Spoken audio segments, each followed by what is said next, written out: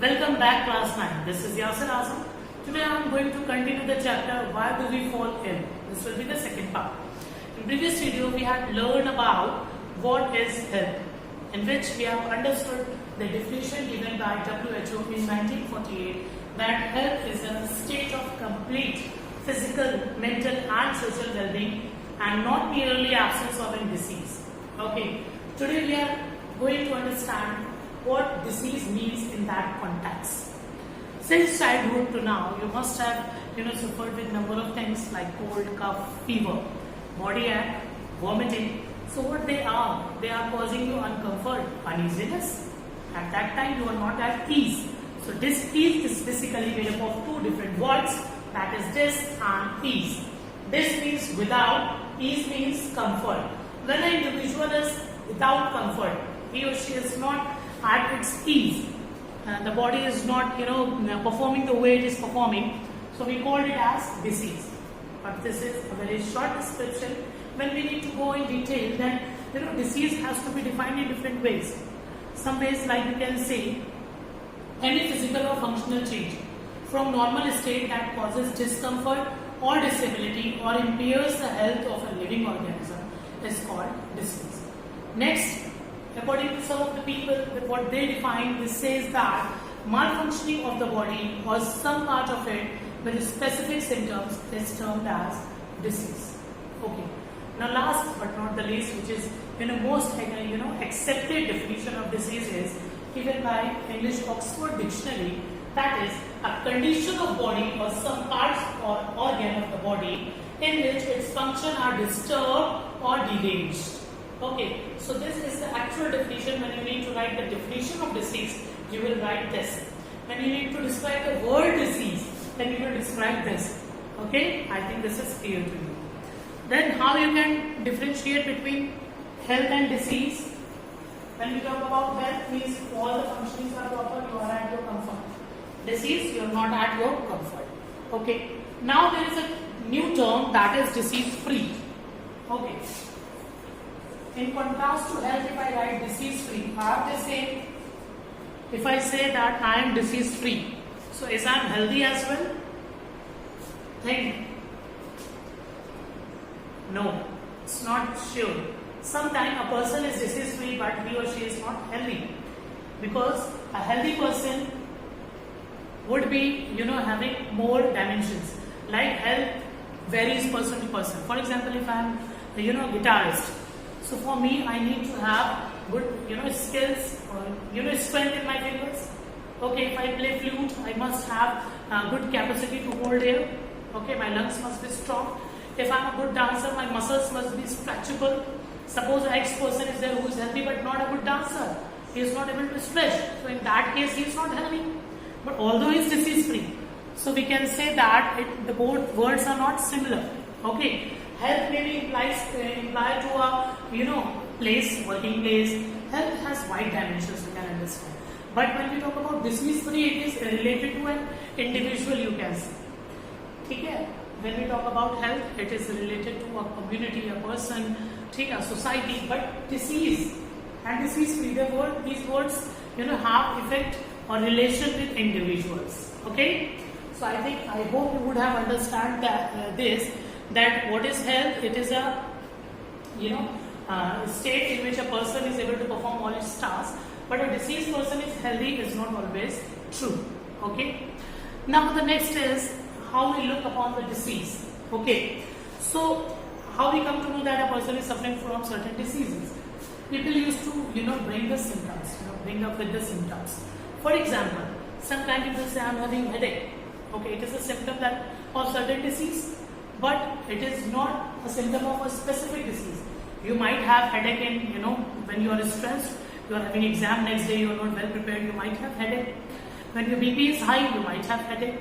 When you are suffering from even typhoid, then also you can have had headache. So the symptoms may be, various diseases may have a common symptom. Then how we are going to describe a particular disease? So there are two terms. One is symptom, one is sign. One is symptom, one is sign. Symptom is not specific to a particular disease. For example, when we talk about corona, people are losing their taste buds, they are not able to have taste, they are losing their smell tendency, they are not able to have a smell, okay, they are having body ache, vomiting, muscle cramps. So, but all the people suffering from corona do not have common symptoms.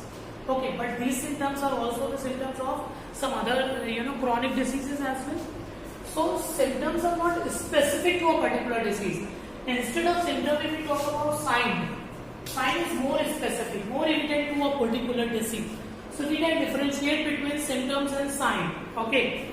Now let's have on your screen the difference between symptoms and signs. Symptom indicate the presence of disease, whereas sign provide information about presence of particular disease. Okay. In case of symptoms, they are manifestation or evidences of the presence of diseases of various body parts, whereas signs, they are distinct for different diseases. I hope this you could have understand. Now we are going to study about the causes of disease. What are the causes of disease? How people catch the disease? What happened to them that they they become diseased?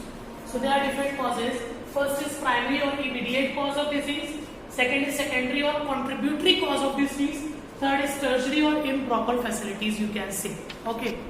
So how we are going to define it? We'll go step by step. First of all, we will go with primary cause of disease. Okay.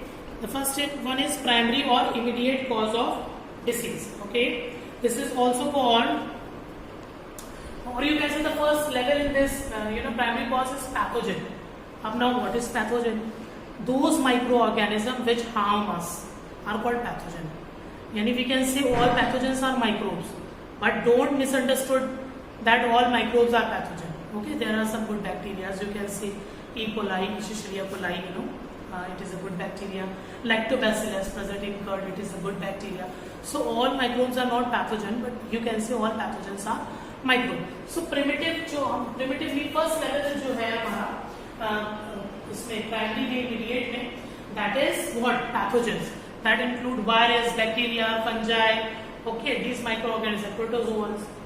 So we will discuss all about it in detail. Then second is secondary or contributory. Okay, when we talk about secondary or contributory, what do you mean by this? Think of it, what do you think that what will be in secondary? Yes, I think you are able to think it. Secondary, as the name suggests, it is secondary or contributory means, suppose if I am suffering from infection, I am living in a joint family, so what will happen? I will use the utensils, I will use a towel, I will use the soap. Common things will be used by the family members as well. So it will get transmitted. So it is a contributory cause or secondary cause, you can understand in basics. Third is tertiary or improper facility. Sometimes what happens, every one of us wants to be healthy, wants to look good, wants to feel good. So for that we need balanced diet, we need health supplements, sometimes also like multivitamins and several other good things like good quantity of milk also is required for our body.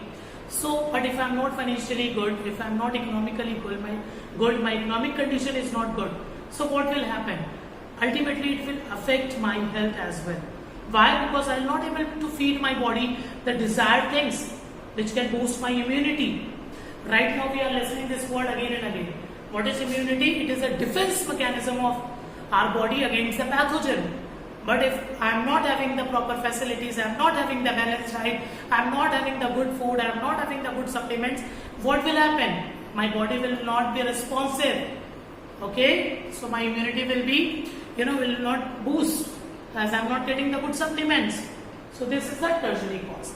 In upcoming video, we will discuss about the types of diseases. I have written in first video the 7 contents of the videos. This was the second one. We have discussed about the disease and types of disease. For details, you need to go to book also. Without reading, you cannot learn. Okay? Make reading your habit. Give time to your reading. Thank you everyone.